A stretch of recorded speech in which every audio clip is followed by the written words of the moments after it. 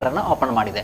ಈಗ first of all ಈಗ minority students ಅಂತ ಇತ್ತು, ಅಲ್ಪಸಂಖ್ಯಾತರ ವಿದ್ಯಾರ್ಥಿಗಳಿಗೆ ಇರುವಂತಹ ಒಂದು ಯೋಜನೆ ಬಗ್ಗೆ ನಾನೀಗ ಎಕ್ಸ್ಪ್ಲೇನ್ ಮಾಡ್ತಾ ಹೋಗ್ತೇನೆ. ಅಲ್ಪಸಂಖ್ಯಾತರವರಿಗೆ NSP ಅಂತ ಇದೆ. NSP ಅಂದರೆ national scholarship portal.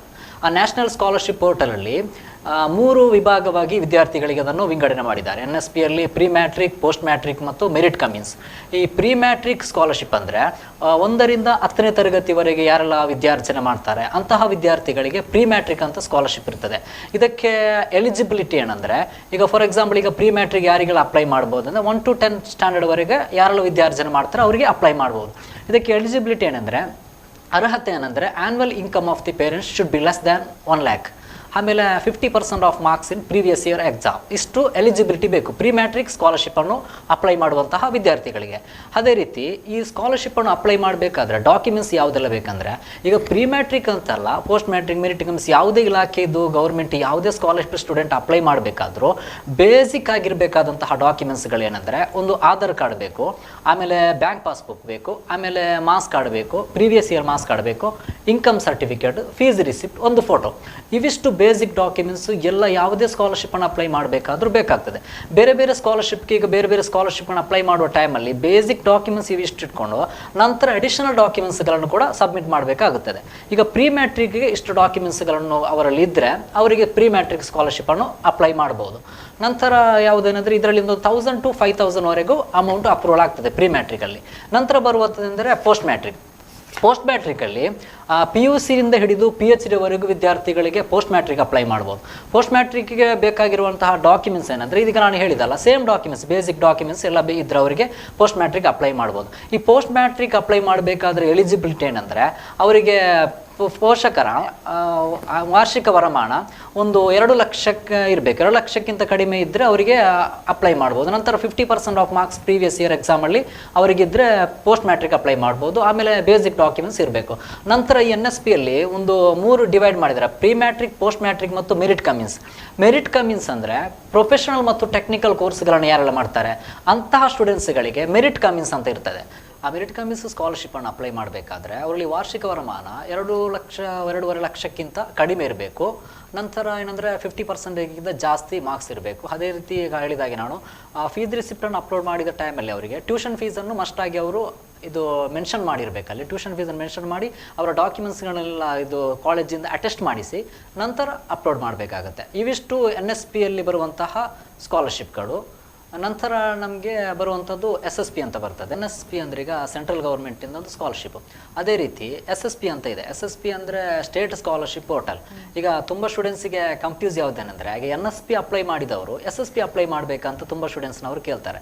NSP apply ಮಾಡಿದ್ರೇ SSP apply ಮಾಡಲಿಕ್ಕೆ ಆಗೋದು. SSP ಅಂದರೆ ಸ್ಟೇಟ್ ಸ್ಕಾಲರ್ಶಿಪ್ ಪೋರ್ಟಲ್. ಈ ಸ್ಟೇಟ್ ಸ್ಕಾಲರ್ಶಿಪ್ ಪೋರ್ಟಲಲ್ಲಿ ಕೂಡ ಸ್ಟೂಡೆಂಟ್ಸ್ನವರು ತಮ್ಮ ಇದು ಅವರ ಆಧಾರನ್ನು ಎಲ್ಲ ಡಾಕ್ಯುಮೆಂಟ್ಸ್ಗಳನ್ನು ರಿಜಿಸ್ಟರ್ ಮಾಡಬೇಕಾಗುತ್ತದೆ. NSP ಅಪ್ಲೈ ಮಾಡದ ನಮ್ಮದರಲ್ಲಿ SSP ಅಪ್ಲೈ ಮಾಡಲಿಕ್ಕೆ ಆಗೋದಿಲ್ಲ. ಈಗ SSP ಯಾರಿಗೆಲ್ಲ ಅಪ್ಲೈ ಮಾಡಬೇಕಂದ್ರೆ, ಈಗ ನಾನೀಗ NSP ಯಾರಿಗೆಲ್ಲ ಹೇಳಿದೆ ಅವರಿಗೆಲ್ಲರಿಗೂ ಕೂಡ SSP ಕೂಡ ಸ್ಕಾಲರ್ಶಿಪ್ ಅಪ್ಲೈ ಮಾಡ್ಬೋದು. ಆದರೆ ಈಗ ಫಾರ್ ಎಕ್ಸಾಂಪಲ್ ಈಗ NSP ಮತ್ತು SSP ಯಾಕೆ ಈ ರೀತಿ 2 ಕೂಡ ಸ್ಕಾಲರ್ಶಿಪ್ ಇದೆ ಅಂದರೆ, ಫಾರ್ ಎಕ್ಸಾಂಪಲ್ ತುಂಬ ಸ್ಟೂಡೆಂಟಿಗೆ NSPಯಲ್ಲಿ ಅಮೌಂಟ್ ಬಂದಿರೋದಿಲ್ಲ. ಅಂತಹ ಸ್ಟೂಡೆಂಟಿಗೆ ಅಂದರೆ ಈಗ SSP ಅಂದರೆ ಸ್ಟೇಟ್ ಸ್ಕಾಲರ್ಶಿಪ್ ಪೋರ್ಟಲ್.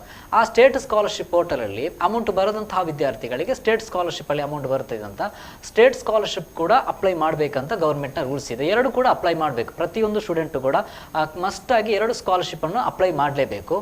ನಂತರ ಬರುವಂಥದ್ದು ಏನಂದರೆ Vidyasiri food and accommodation scholarship ಬರ್ತದೆ. ಈ Vidyasiri food and accommodation scholarship PUCನಿಂದ ಹಿಡಿದು PhDವರೆಗೂ ಯಾರೆಲ್ಲ ವಿದ್ಯಾರ್ಜನೆ ಮಾಡ್ತಾರಾ ಅಂತಹ ಸ್ಟೂಡೆಂಟಿಗೆ ವಿದ್ಯಾಸಿರಿ ಅಂತ ಸ್ಕಾಲರ್ಶಿಪ್ ಇದೆ. ವಿದ್ಯಾಸಿರಿ ಸ್ಕಾಲರ್ಶಿಪ್ ಯಾಕೆ ಮಾಡಿದ್ದಾರೆ ಅಂದರೆ, ಈಗ ಎಲ್ಲ ಇದರಲ್ಲಿ ತಾಲೂಕಿನಲ್ಲಿ ಹಾಸ್ಟೆಲ್ ಫೆಸಿಲಿಟಿ ಇದೆ, ಗೌರ್ಮೆಂಟ್ನ ಹಾಸ್ಟೆಲ್ ಫೆಸಿಲಿಟಿ ಇರ್ತದೆ. ಅಂಥ ಹಾಸ್ಟೆಲ್ ಫೆಸಿಲಿಟಿ ಸಿಗದಂತಹ ವಿದ್ಯಾರ್ಥಿಗಳಿಗೆ ವಿದ್ಯಾಸಿರಿ ಅಂತ ಒಂದು ಸ್ಕಾಲರ್ಶಿಪ್ಪನ್ನು ಇಟ್ಟಿದ್ದಾರೆ. ಆ ವಿದ್ಯಾಸಿರಿ ಸ್ಕಾಲರ್ಶಿಪ್ಪನ್ನು ಅಪ್ಲೈ ಮಾಡ್ಬೋದು. ಅದರಲ್ಲಿ ಈಗ ಅಡಿಷನಲ್ ಡಾಕ್ಯುಮೆಂಟ್ಸ್ ಯಾವುದಂದ್ರೆ, ಈಗ ನಾನು ಬೇಸಿಕ್ ಡಾಕ್ಯುಮೆಂಟ್ಸ್ ಯಾವುದೆಲ್ಲ ಬೇಕಂತ ಹೇಳಿದಲ್ಲ, ಅದೇ ರೀತಿ ಅಡಿಷನಲ್ ಡಾಕ್ಯುಮೆಂಟ್ಸ್ ಅದಕ್ಕೆ ಯಾವುದು ಬೇಕಂದರೆ ಡಿಸ್ಟೆನ್ಸ್ ಸರ್ಟಿಫಿಕೇಟ್ ಬೇಕಾಗ್ತದೆ. ಈ ಒಂದು ಸ್ಕಾಲರ್ಶಿಪ್ಪನ್ನು ಅಪ್ಲೈ ಮಾಡಬೇಕಾದ್ರೆ ವಿದ್ಯಾರ್ಥಿಯು ಕಾಲೇಜಿನಿಂದ ತನ್ನ ಮನೆಗೆ 5 ಕಿಲೋಮೀಟರ್ಗಿಂತ ಜಾಸ್ತಿ ಡಿಸ್ಟೆನ್ಸಲ್ಲಿ ಇರಬೇಕು. ಆ ರೀತಿ ಡಿಸ್ಟೆನ್ಸ್ ಇದ್ದಂತಹ ವಿದ್ಯಾರ್ಥಿಗಳಿಗೆ ಇದು ವಿದ್ಯಾಸಿರಿ ಫುಡ್ ಆ್ಯಂಡ್ ಅಕಾಮಿಡೇಷನ್ ಸ್ಕಾಲರ್ಶಿಪ್ಪನ್ನು ಅಪ್ಲೈ ಮಾಡ್ಬೋದು. ನೆಕ್ಸ್ಟ್ ಅಂದರೆ ಬಿ ಎಡ್ ಮತ್ತು ಡಿ ಎಡ್ ಮಾಡುವಂತಹ ವಿದ್ಯಾರ್ಥಿಗಳಿಗೆ ಇನ್ಸೆಂಟಿವ್ ಅಂತ 25,000 ಸ್ಕಾಲರ್ಶಿಪ್ ಇದೆ. ಅದು ಕೂಡ ವಿದ್ಯಾರ್ಥಿಗಳಿಗೆ ಅಪ್ಲೈ ಮಾಡ್ಬೋದು. ಅದೇ ರೀತಿ ನಮ್ಮದರಲ್ಲಿ ವಿದ್ಯಾಭ್ಯಾಸ ಸಾಲ ಯೋಜನೆ ಇದೆ. ವಿದ್ಯಾಭ್ಯಾಸ ಸಾಲ ಯೋಜನೆಗೆ ಈಗ ಮುಂಚೆಲಾಗಿ ಜನರಲ್ ಆಗಿ ಈಗ ಡಿಗ್ರಿ ಮತ್ತು ಪದವಿಗಳನ್ನು ಮಾಡುವ ವಿದ್ಯಾರ್ಥಿಗಳು ಅವರು ಜಾಯ್ನ್ ಆದ ನಂತರ ಅವರಿಗೆ ಅಪ್ಲೈ ಮಾಡೋ ಆಪ್ಷನ್ ಇತ್ತು. ಈಗ ನೀಟ್ ಮತ್ತು CET ಎಕ್ಸಾಮ್ಗಳನ್ನು ಬರೆದಂತಹ ವಿದ್ಯಾರ್ಥಿಗಳು ಅವರದ್ದು ಕೌನ್ಸಿಲ್ ಆಗುವ ಮುಂಚೆನೇ ವಿದ್ಯಾಭ್ಯಾಸಕ್ಕೆ ಅಪ್ಲೈ ಮಾಡಬೇಕು. ಅದರಲ್ಲಿ ಅವರಿಗೆ ಯಾರಿಗೆಲ್ಲ ಸೀಟ್ ಸಿಗ್ತದೆ ಅಂತಹ ವಿದ್ಯಾರ್ಥಿಗಳಿಗೆ ಮಾತ್ರ ಈಗ ವಿದ್ಯಾಭ್ಯಾಸ ಸಾಲ ಯೋಜನೆಯನ್ನು ಕೊಡ್ತಾ ಇದ್ದಾರೆ. ಆಮೇಲೆ ಮೈನಾರಿಟಿ ವಿದ್ಯಾರ್ಥಿಗಳಿಗೆ ಹಾಸ್ಟೆಲ್ ಫೆಸಿಲಿಟಿ ಇದೆ. ವಿದ್ಯಾರ್ಥಿಗಳಿಗೆ ಮತ್ತು ವಿದ್ಯಾರ್ಥಿನಿಯರಿಗೆ ಎಲ್ಲ ಕಡೆಗಳಲ್ಲಿ ಹಾಸ್ಟೆಲ್ ಫೆಸಿಲಿಟಿ ಇದೆ. ಅದಕ್ಕೆ ಯಾವುದೆಲ್ಲ ಡಾಕ್ಯುಮೆಂಟ್ಸ್ ಬೇಕು, ಯಾವ ರೀತಿ ಅಪ್ಲೈ ಮಾಡಬೇಕು, ಎಲ್ಲಿ ಸಬ್ಮಿಟ್ ಮಾಡಬೇಕು, ಅದರ ಸಂಪೂರ್ಣ ಒಂದು ಮಾಹಿತಿಯನ್ನು ನಮ್ಮ ಇನ್ಫಾರ್ಮೇಷನ್ ಸೆಂಟ್ರಿಗೆ ಭೇಟಿ ನೀಡಿ ಪಡ್ಕೊಳ್ಬೋದು. ಇವಿಷ್ಟು ಮೈನಾರಿಟಿ ವಿದ್ಯಾರ್ಥಿಗಳಿಗಿರುವಂತಹ ಒಂದು ಫೆಸಿಲಿಟಿ ಬಗ್ಗೆ ಮಾಹಿತಿ ನೀಡ್ತಾ ಇದ್ದೇನೆ. ಇನ್ನು ಮೈನಾರಿಟಿಗೆ ಅಂತಲ್ಲ, ಎಲ್ಲ ಇಲಾಖೆಗೂ ಕೂಡ ಗೌರ್ಮೆಂಟಿಂದ ಫೆಸಿಲಿಟಿ ಇರ್ತದೆ. ಸ್ಟೂಡೆಂಟಿಗೆ ಅಂದರೆ ಗೌರ್ಮೆಂಟಿಂದ ಯಾರೆಲ್ಲ ಎಲಿಜಿಬಲ್ ಇರ್ತದೆ, ಸ್ಕಾಲರ್ಶಿಪ್ ಬರೋ ಡಾಕ್ಯುಮೆಂಟ್ಸ್ ಎಲ್ಲ ಯಾರ್ದೆಲ್ಲ ಕ್ಲಿಯರ್ ಇರ್ತದೆ ಅವರಿಗೆಲ್ಲರಿಗೆ ಅಮೌಂಟ್ ಬರ್ತದೆ. ಆಮೇಲೆ ತುಂಬ ಸ್ಟೂಡೆಂಟಿಗೆ ಅಮೌಂಟ್ ಅಪ್ರೂವಲ್ ಆಗಲಿಲ್ಲ, ಯಾಕೆಂದರೆ ಅವರಿಗೆ NPC ಅಂತ ಲಿಂಕ್ ಮಾಡಬೇಕು, ಆಧಾರ್ ಸೀಡಿಂಗ್ ಅಂತ ಮಾಡಬೇಕು. ಆಧಾರ್ ಸೀಡಿಂಗ್ ಮಾಡೋದ ತುಂಬ ಸ್ಟೂಡೆಂಟ್ ಪೆಂಡಿಂಗ್ ಇದ್ದರು. ಅಂಥ ಸ್ಟೂಡೆಂಟನ್ನೆಲ್ಲ ಗೌರ್ಮೆಂಟ್ ಹೇಳ್ತಾ ಇದೆ, ನೀವು ಆಧಾರ್ ಸೀಡಿಂಗ್, ಬ್ಯಾಂಕ್ ಅಕೌಂಟಿಗೆ ಆಧಾರ್ ಸೀಡಿಂಗ್ NPC ಲಿಂಕ್ ಮಾಡಿಸಬೇಕು. ಆ ಲಿಂಕ್ ಮಾಡಿಸಿದ ನಂತರ ನಿಮಗೆ ಅಮೌಂಟ್ ಅಪ್ರೂವಲ್ ಆಗ್ತದೆ ಅಂತ ಗೌರ್ಮೆಂಟಿಂದ ಹೇಳಿದ್ದಾರೆ. ಆದ್ದರಿಂದ ಎಲ್ಲ ಸ್ಟೂಡೆಂಟಿಗೂ ಅಮೌಂಟ್ ಅಪ್ರೂವಲ್ ಆಗ್ತದೆ. ಕೃಷಿ ಇಲಾಖೆಯಿಂದ ಅಂದರೆ ಈಗ ನಾವು ಕೃಷಿ ಇಲಾಖೆಗೆ ಅಲ್ಲಿ ಭೇಟಿ ನೀಡಿದ್ದೆ. ಕೃಷಿ ಇಲಾಖೆಯಿಂದ ಅವರು ಹೇಳಿದ್ದೇನೆಂದರೆ ರೈತ ವಿದ್ಯಾನಿಧಿ ಯೋಜನೆ ಅಂತ ಒಂದು ಸ್ಕಾಲರ್ಶಿಪ್ ಇದೆ. ಆ ರೈತ ವಿದ್ಯಾನಿಧಿ ಯೋಜನೆಯ ಸ್ಕಾಲರ್ಶಿಪ್ಪು ಯಾರಿಗೆಲ್ಲ ಅಪ್ಲೈ ಮಾಡ್ಬೋದು ಅಂದರೆ 8 to 10 8ರಿಂದ 10ನೇ ತರಗತಿವರೆಗೆ ವಿದ್ಯಾರ್ಥಿನಿಯರಿಗೆ, ಗರ್ಲ್ಸಿಗೆ, ಅದರಲ್ಲಿ ಬಾಯ್ಸಿಗೆ ಅಪ್ಲೈ ಮಾಡಲಿಕ್ಕಿಲ್ಲ, ಗರ್ಲ್ಸಿಗೆ ಅಪ್ಲೈ ಮಾಡ್ಬೋದು. ಆಮೇಲೆ ಏನಂದರೆ PUC ನಂತರ ಗರ್ಲ್ಸಿಗೆ ಬಾಯ್ಸಿಗೆ ಇಬ್ಬರಿಗೂ ಅಪ್ಲೈ ಮಾಡೋದು. PUCಯಿಂದ ಹಿಡಿದು PhD ಪ್ರೊಫೆಷನಲ್ ಮತ್ತು ಟೆಕ್ನಿಕಲ್ ಕೋರ್ಸ್ಗಳನ್ನು ಮಾಡುವಂತಹ ವಿದ್ಯಾರ್ಥಿಗಳಿಗೆ PUCಯಿಂದ ಹಿಡಿದು PhD ವರೆಗೆಲ್ಲರಿಗೂ ರೈತ ವಿದ್ಯಾನಿಧಿ ಯೋಜನೆ